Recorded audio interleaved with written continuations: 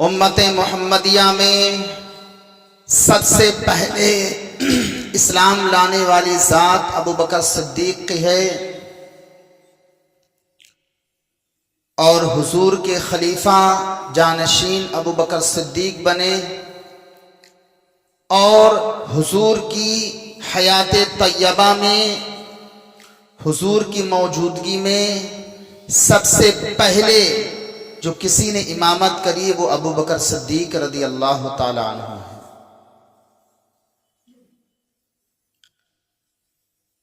حضور کی موجودگی میں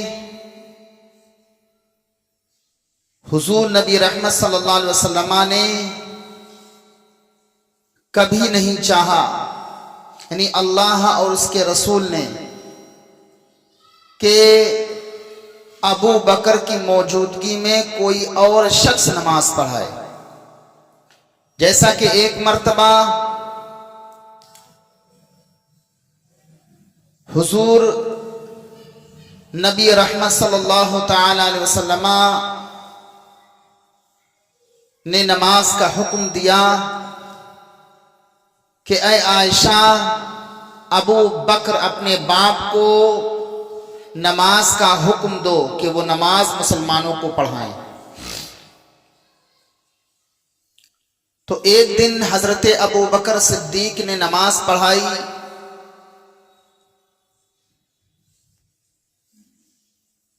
اور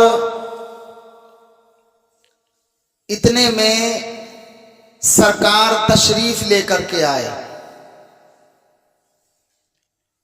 تو جب حضور نبی رحمت صلی اللہ علیہ وسلم تشریف لے کر کے آئے تو صحابہ نے جب پیچھے مڑ کر کے دیکھا کہ حضور آ رہے ہیں تو راستہ کشادہ کر دیا، اور ابو بکر صدیق رضی اللہ تعالی عنہ جب نماز پڑھاتے تو نہ دائیں دیکھتے نہ بائیں دیکھتے، آپ اسی نماز میں تھے، اسی حالت میں تھے، آپ کو اس کی خبر نہ ہوئی کہ حضور پیچھے تشریف لے آئے۔ تو سیٹی سے کسی کو متنبہ کرنا یا تالی پیٹنا یہ شریعت نے منع کیا۔ تو ایک ہاتھ کی ہتھیلی کو یعنی پشت کو دوسری پشت پر مار کر متنبہ کرنا، بعض جگہوں پر یہ مسئلہ جائز ہے کہ کسی کو آگاہ کرنا ہے کہ اس طرح سے کر دو۔ تو جب حضور نبی رحمت صلی اللہ علیہ وسلم پیچھے آئے تو صحابہ نے راستہ کشادہ کر دیا، اور جب مصلی کی پیچھے والی صف میں آئے تو ابو بکر صدیق کو اس کا علم نہیں تھا، تو ان کو آگاہ کیا گیا، متنبہ کیا گیا اس طرح سے بجا کر کے۔ تو آپ نے پیچھے مڑ کے دیکھا کہ حضور ہیں تو پیچھے آئے، سرکار نے اشارہ کیا نہیں آپ ہی پڑھاؤ، لیکن اس کے باوجود بھی آپ پیچھے آ گئے، چونکہ ایک حکم ہوتا ہے ایک ادب ہوتا ہے، تو آپ نے ادب کو ملحوظ رکھتے ہوئے پیچھے چلے گئے، حضور آگے بڑھے، نماز پڑھائی حضور نے۔ اس کے بعد سرکار نے ارشاد فرمایا، اے ابو بکر، جب میں نے تم کو حکم دیا تھا نماز پڑھانے کا تو تم کو کس چیز نے روکا کہ تم نماز نہ پڑھاؤ اور پیچھے چلے آؤ؟ تو ابو بکر صدیق رضی اللہ تعالی عنہ نے کہا، یا رسول اللہ، امام الانبیاء کی موجودگی میں ابو قحافہ کے بیٹے کو اتنی ہمت اور جرأت کہاں کہ امام الانبیاء کی وہ نماز پڑھائے؟ تو حضور نبی رحمت صلی اللہ علیہ وسلم نے کہا، تو یہ ابو بکر صدیق رضی اللہ تعالی عنہ کا عشق تھا حضور کے لیے، اور جب حجۃ الوداع کے موقع پر حضور نے جب آخری حج کیا تو اسلام کی ایسی خوبی بیان کی، اسی میں آپ نے ایک بات کی کہ میں نے آج تمہارا دین تم پر مکمل کر دیا، اور میں نے تمہاری نعمتیں تم پر مکمل کر دی، اور تمہارے لیے دین اسلام کو پسند کیا۔ تو جب یہ آپ نے قرآن پاک کی آیت مبارکہ پڑھی جس کا مفہوم یہ ہے کہ تمہارے لیے دین کو مکمل کر دیا، تو ابو بکر صدیق رونے لگے۔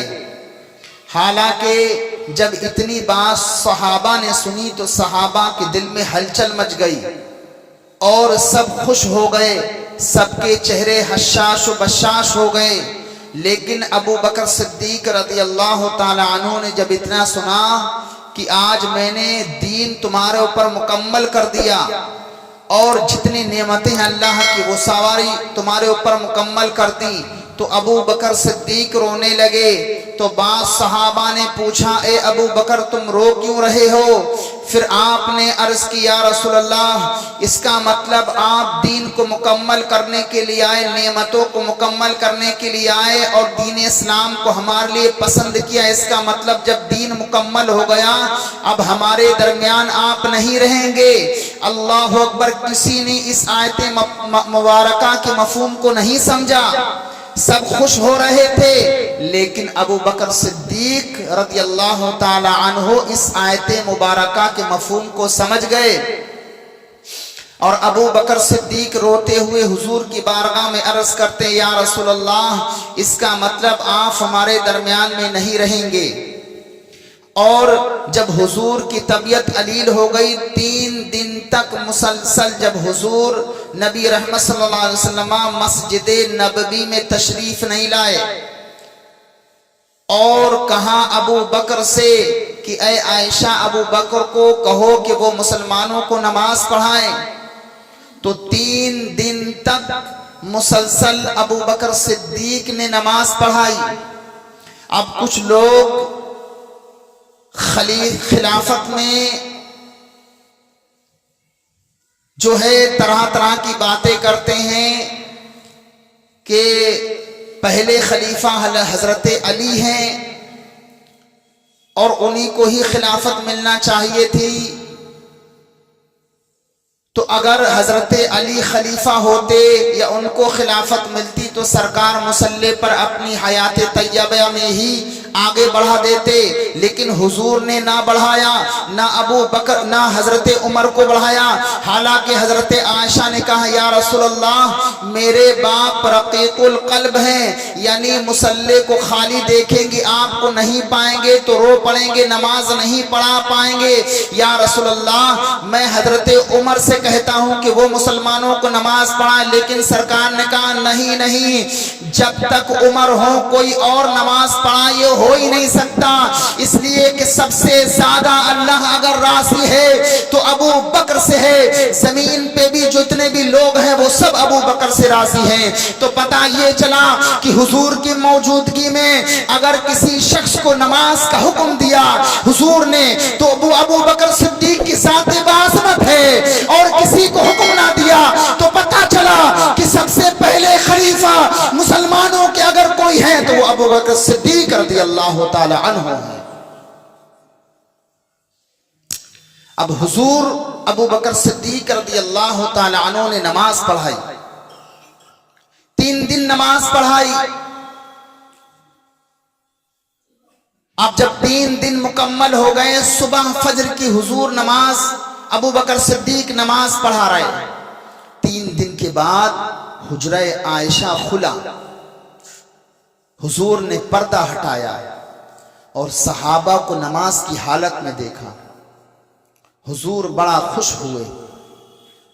ادھر صحابہ کی نظر پڑی کہ حضور دیکھ رہے ہیں تو صحابہ نے راستہ کشادہ کر دیا، لیکن حضور نے حالت نماز ہی میں اشارہ کیا نماز کو مکمل کرو۔ کاش کی یہ حدیث سب نے سنی ہوتی تو امت میں اتنے اختلاف نہ ہوتے۔ لوگ تو کہہ دیا کرتے ہیں کہ اگر نماز کے اندر حضور کا خیال آ گیا تو نماز نہیں ہو سکتی، لیکن یہاں حضور کے لیے راستہ کشادہ کیا جا رہا ہے۔ سرکار کو پیچھے مڑ کے سارے صحابہ نے حالت نماز میں دیکھا۔ نماز کے بعد سرکار نے نہیں کہا کہ اے صحابہ تمہاری نماز فاسد ہو گئی، نماز خراب ہو گئی۔ حالت نماز میں تم نے اپنے رخ کو قبلہ سے ہٹا لیا، اور جو شخص قبلہ سے رخ کو ہٹا لیتا ہے اس کی نماز نہیں ہوتی ہے۔ لیکن حضور نے نہیں کہا، اس کا مطلب یہ ہے کہ حضور نے جب نہیں کہا नमाज कभी खराब हो ही नहीं सकती।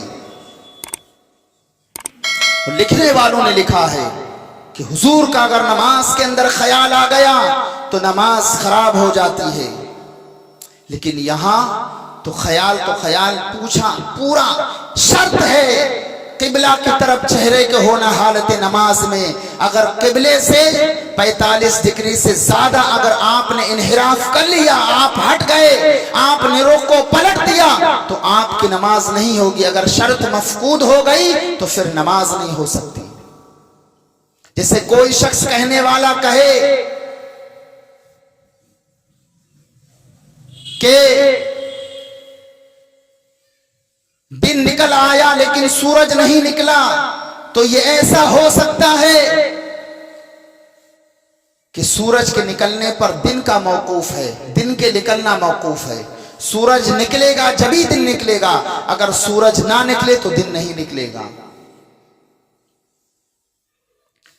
तो अब सहाबा ने हुजूर को देखा हालत नमाज में, लेकिन सहाबा की नमाज खराब नहीं हुई।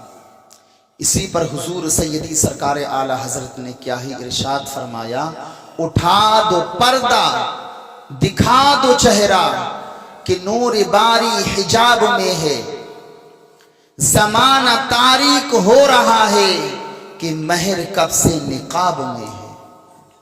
उठा दो पर्दा दिखा दो चेहरा कि नूर बारी बारी ताला यानी अल्लाह रब्बुल इज्जत का नूर, उठा दो पर्दा दिखा दो चेहरा के नूर बारी हिजाब में है, यानी बारी ताला का नूर हिजाब में। या रसूलल्लाह आज पर्दा उठा दो, 3 दिन हो गए सहाबा को देखे हुए, आप अंदर ही हैं कमरे के अंदर, आपके चेहरे का दीदार नहीं किया। तो आला हजरत कहते हैं सहाबा की जानिब से, उठा दो पर्दा दिखा दो चेहरा कि नूर बारी का नूर हिजाब में है, जमाना तारीक हो रहा है, यानी जमाना तो आपके बाद तारीक में पड़ जाएगा। जमाना तारीक, वही दिन विसाल का दिन था जिस दिन हुजूर अपने सहाबा को फजर की नमाज में देख रहे थे। उठा दो पर्दा दिखा दो चेहरा कि नूर बारी हिजाब में है, जमाना तारीक हो रहा है कि महर कब से महर का माना था चांद, महर कब से निकाब में है, महर कब से निकाब में है। या रसूलल्लाह अपना हसीन चेहरा दिखा दो, अब आपके विसाल के बाद दुनिया का हाल तो बुरा हो जाएगा। और फिर हुआ हज्जतुल वदा के मौके पर सरकार ने जो आखिरी खुतबा दिया, उसमें हजरत अबू बकर सिद्दीक समझ गए कि अब हुजूर हमारे दरमियान में नहीं रहेंगे। और जब हुजूर का विसाल हुआ, उसी की सुबह में जब हुजूर का विसाल हुआ, तो सहाबा का हाल इतना बुरा था कि तमाम तर सहाबा के दिलों में इतना ज्यादा असर और गम और हुस्न मलाइक लाहिक हुआ जिसका कोई जवाब नहीं। इसके बारे में कुछ नहीं कहा जा सकता। सहाबा अपनी माइंड के एतबार से बहुत ज्यादा डिप्रेशन में पहुंच गए थे। अब क्या होगा? बाज ने तो इनकार कर दिया कि अब जब हुजूर ही हमारे दरमियान में नहीं रहे तो अब इस्लाम में रहकर के क्या फायदा। बाज लोग मुर्तद हो गए और उसी दिन या उससे एक दिन पहले हुजूर नबी रहमत सल्लल्लाहु अलैहि वसल्लम ने लश्कर उसामा को भेजा था। अब जब हुजूर का विसाल हुआ तो बाद सहाबा ने कहा कि लश्कर उसामा को बुलाया जाए। 17 साल का नौजवान एक लड़का, 17 साल की उम्र क्या होती है, हजरत उसामा रदियल्लाहु ताला हुजूर ने उनको जंग के लिए भेजा था। इधर हुजूर का विसाल हो गया, आप हजरत उसामा ने कुछ ही रास्ता तय किया था, इधर हुजूर का विसाल हो गया। अब बाद सहाबा ने कहा, हजरत उमर हजरत अली, बाद सहाबा ने कहा कि उसामा को बुलाया जाए, यहां कहीं लोग मुर्तद हो गए या मामला उल्टा पुल्टा हो गया तो वो लश्कर संभाल लेगा। लेकिन हजरत अबू बकर सिद्दीक ने कहा हरगिज नहीं, जिसको सरकार ने रवा किया हो मैं उसको हरगिज नहीं बुलाऊंगा। और फिर لوگوں نے انکار کیا، کسی نے زکوٰۃ کا انکار کر دیا، حتیٰ کہ ہلکے ہلکے لوگ انکار کرتے رہے، اور صحابہ اپنے آپ میں بہت پریشان تھے کہ حضور کے وصال کے بعد اب جی کے کیا کریں گے۔ تو اس وقت ابو بکر صدیق رضی اللہ تعالی عنہ کی ذات بعظمت ہے کہ آپ نے سب کو کنٹرول کیا۔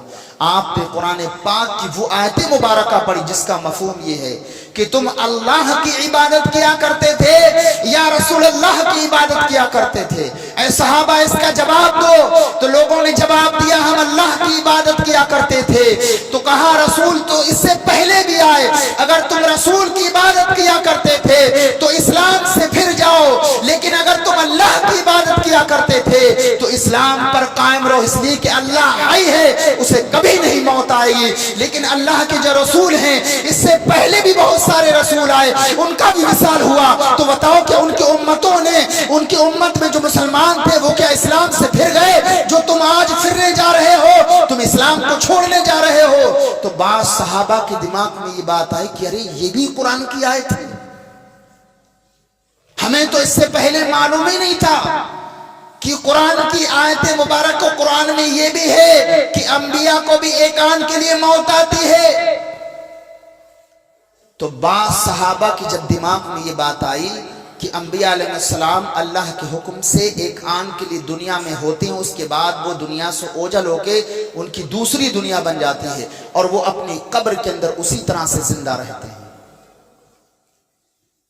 پھر اس کے بعد میں ابو بکر صدیق نے وہ خلافت کی باغ سنبھالی اور اس کے بعد پھر اسلام پر بان چڑھا، ورنہ اس وقت اگر ابو بکر صدیق نہ ہوتے، بعض صحابہ نے کہا اگر ابو بکر صدیق نہ ہوتے تو اسلام درم برم ہو جاتا۔ بعض صحابہ ابو بکر صدیق کے بارے میں اس طرح سے صبح کو درس دیا کرتے تھے، اپنے بچوں کو تعلیم دیا کرتے تھے جیسے ہم قرآن و حدیث کی تعلیم دیتے۔ آج اگر ہم کسی بچے سے پوچھیں ابو بکر صدیق کے بارے میں تو بچے نہیں بتا پاتے۔ یہ ہمارے بچوں کی کمی نہیں بلکہ ہماری اور آپ کی کمی ہے کہ ہم نے اپنے بچوں کو اسلام کے بارے میں اور مسلمانوں کے جو خلیفہ ان کے بارے میں کبھی بتایا ہی نہیں۔ تو یہ ہیں ابو بکر صدیق رضی اللہ تعالی عنہ۔ ابو بکر صدیق کا عشق اگر بیان کیا جائے تو آپ کو اس بات سے اندازہ لگا لینا چاہیے کہ ایک مرتبہ حضور کے زمانے میں، حضور ہی کی بارگاہ میں، ابو بکر صدیق کے بیٹے کا نام ہے عبد الرحمن، اور ادھر حضور ابو بکر صدیق ہیں، دسترخوان بچھا ہوا ہے۔ گفتگو کرتے کرتے عبد الرحمن نے کہا ابا جان ہمارا آپ پر ایک احسان ہے جس کی وجہ سے آپ یہاں موجود ہیں، اگر وہ احسان ہم نے نہ کیا ہوتا آپ یہاں موجود نہ ہوتے۔ تو کہا بیٹا باپ کا تو سب پر احسان ہوتا ہے، بیٹے کا احسان کیسا؟ بات سمجھ میں آئی؟ تو کہا بیٹا وہ کیا احسان ہے کہ ابا جان جنگ بدر کا واقعہ ہے، آپ مسلمانوں کی طرف سے تھے، حضور کی طرف سے تھے، میں کفار و مشرکین ابو جہل کی طرف سے تھا۔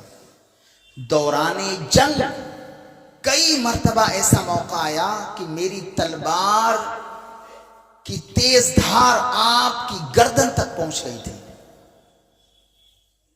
چاہتا سر قلم کر دیتا، لیکن ابا جان باپ کا خیال آیا دماغ میں کہ میرے یہ باپ ہیں، اس خیال سے میں نے آپ کو چھوڑ دیا۔ ایک مرتبہ نہیں آیا بلکہ 2-3 مرتبہ ایسا موقع آیا کہ آپ کی گردن میں اڑا دیتا تلوار سے، میری تلوار آپ کی گردن تک پہنچ گئی تھی، لیکن ہر بار رک گئی کہ آپ میرے باپ ہیں، باپ کے احسان ہوتے ہیں۔ تو یہ تو بیٹے نے باپ پر اپنا احسان کو بتلا دیا۔ اب دیکھیے ابو بکر صدیق کا عشق دیکھیے حضور کے لیے۔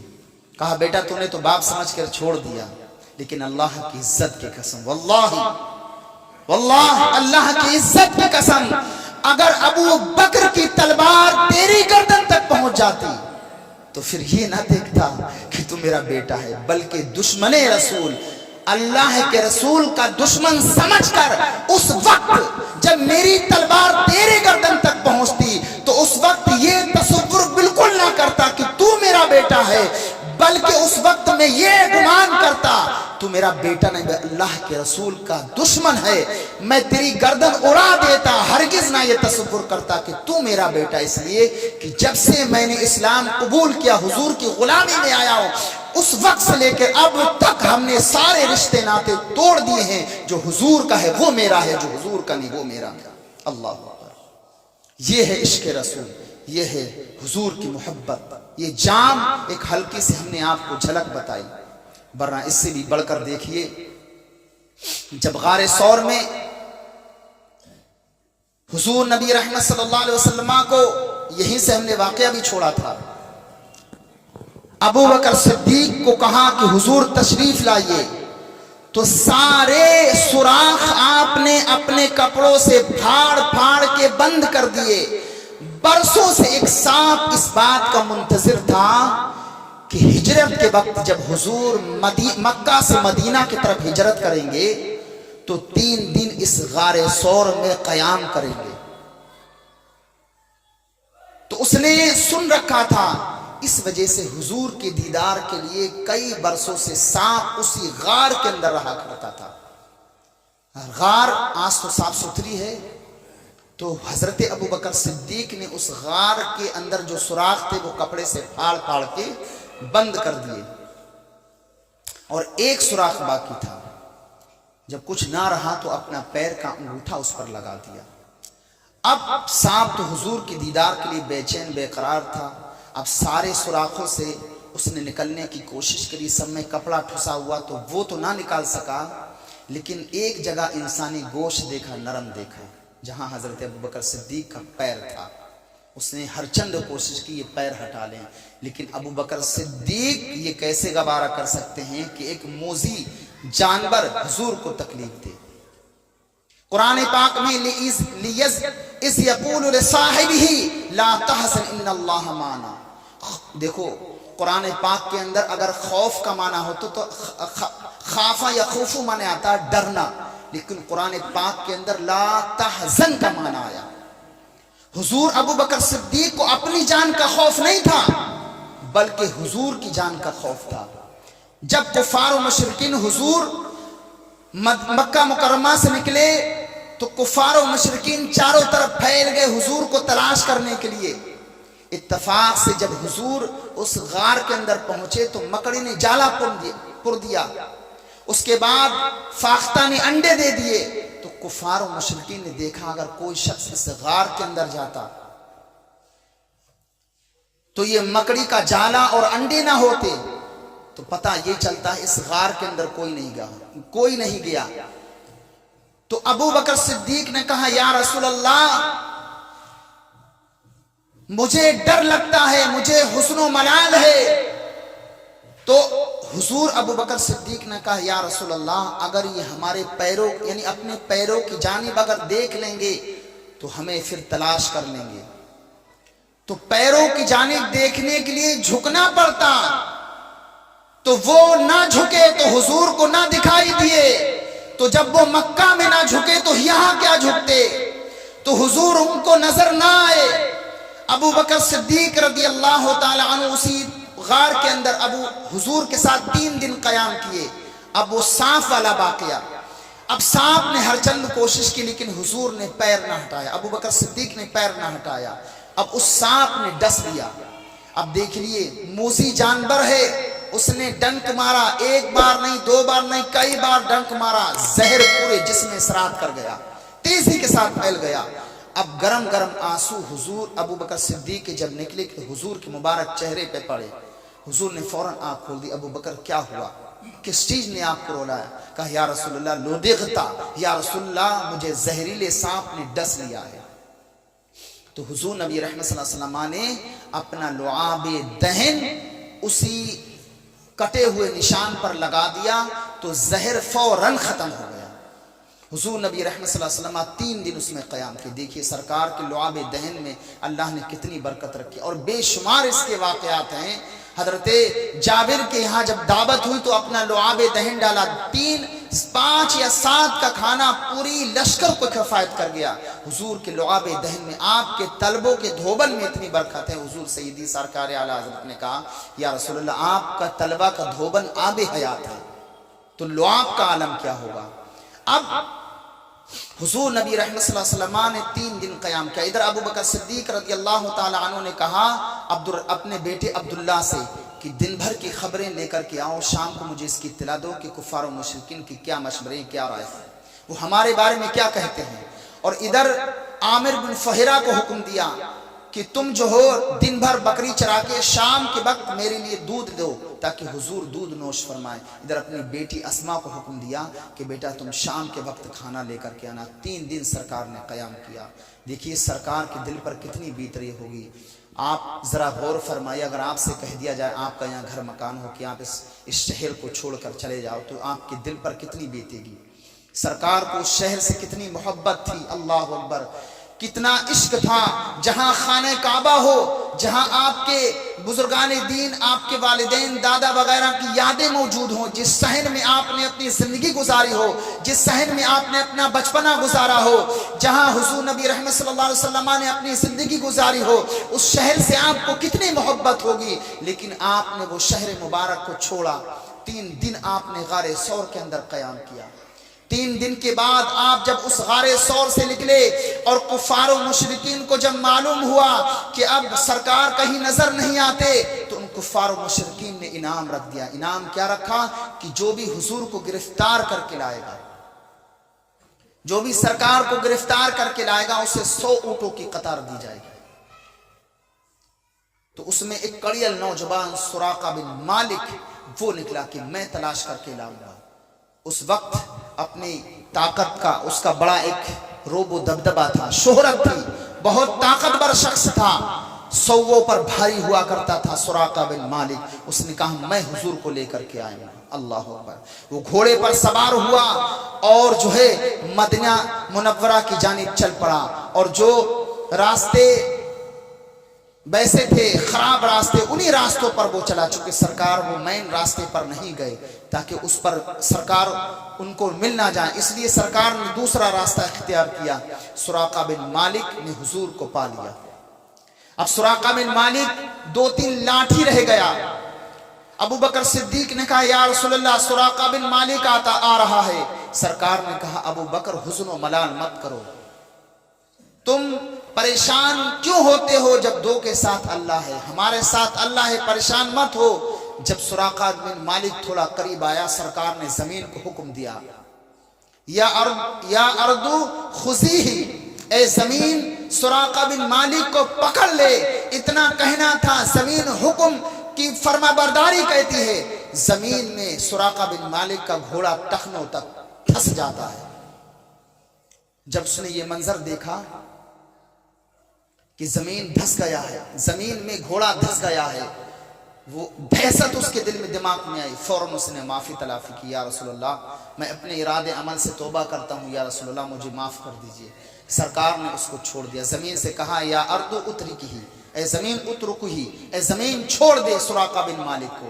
زمین نے چھوڑ دیا۔ سراقہ بن مالک پلٹا، لیکن دماغ میں پھر خیال آیا، پھر پلٹا اور پھر کوشش کی۔ حضور ابو بکر صدیق نے کہا یا رسول اللہ سراقہ بن مالک آ رہا ہے۔ سرکار نے پھر ارشاد فرمایا یا ارض خذیہ، اے زمین اس کو پکڑ لے۔ پھر اس کا زمین میں گھوڑا دھس گیا۔ اللہ اکبر، کوشش دیکھیے۔ اس کے بعد پھر اس نے معافی تلافی کی، یا رسول اللہ مجھے معاف کر دی، میں اپنے ارادے عمل سے توبہ کرتا ہوں۔ پھر حضور نے اس کو معاف کر دیا۔ دیکھیے سرکار کس طرح سے معاف کیا کرتے تھے۔ اس کے بعد سراقہ بن مالک پھر مکہ مکرمہ کی طرف پلٹا۔ پھر اس کے دماغ میں خیال آیا کہ ایک بار اور کوشش کر لی جائے، شاید کہ کامیاب ہو جاؤں۔ اگر کامیاب ہو گیا تو 100 اونٹ ملے گے، مالدار امیر ہو جاؤں گا۔ سراقہ بن مالک پھر پلٹا اور حضور کی گرفتاری کے لیے سرکار نے اب زمین سے کہا یا ارض خذیہ، اے زمین اس کو پکڑ لے۔ اب زمین نے اس قدر سے پکڑا کہ سراقہ بن مالک کا گھوڑا اور یہ سمیت کمر تک دھس گیا زمین کے اندر، حالانکہ وہاں کی زمین پتھریلی ہے۔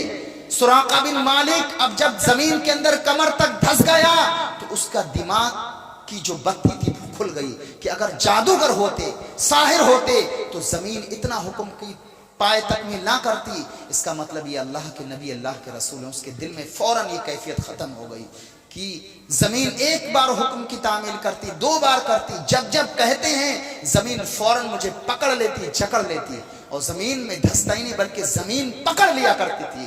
اے سراقہ، یہ اللہ کے رسول ہیں، سید الانبیاء ہیں، امام الانبیاء ہیں، ان کے جانب جو تو غلط ارادے سے آیا ہے اپنے ارادے کو چھوڑ دے اور ارادہ اچھا کر لے، نیت بدل دے، ورنہ تو ہلاک ہو جائے گا، اسی زمین کے اندر تجھے دھسا دیا جائے گا۔ اور جب زمین کی کیفیت دیکھی تو سراقہ بن مالک کے دماغ میں آیا کہ اب ہمیں اپنے ارادے عمل سے باز آ جانا چاہیے۔ حضور کی بارگاہ میں معافی تلافی کی، سرکار نے کہا اے زمین تو چھوڑ دے۔ پھر حضور نے ایک تاریخی جملہ ارشاد فرمایا، جو تقریباً یہ جملہ حضور نے جب ارشاد فرمایا تو یہ جملہ تقریباً 18-20 سال کے بعد ہونے والا تھا، لیکن سرکار نے ارشاد فرمایا اے سراقہ بن مالک، میں تیرے ہاتھوں میں کسریٰ کے کنگن دیکھ رہا ہوں۔ اللہ اکبر۔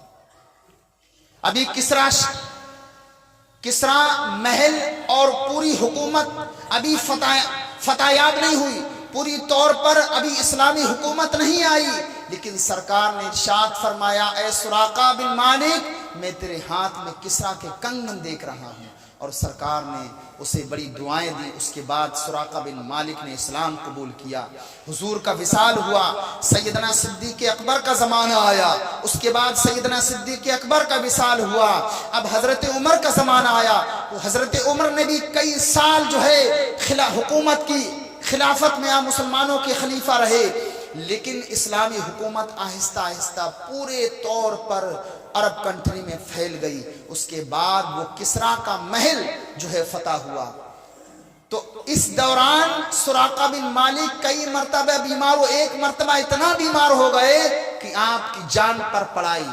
بعض صحابہ آپ کو دیکھنے کے لیے آئے، سراقہ بن مالک کی یہ کیفیت دیکھے تو بعض صحابہ نے کہا، حضرت عمر نے کہا، حضرت مولا علی نے کہا کہ اگر کوئی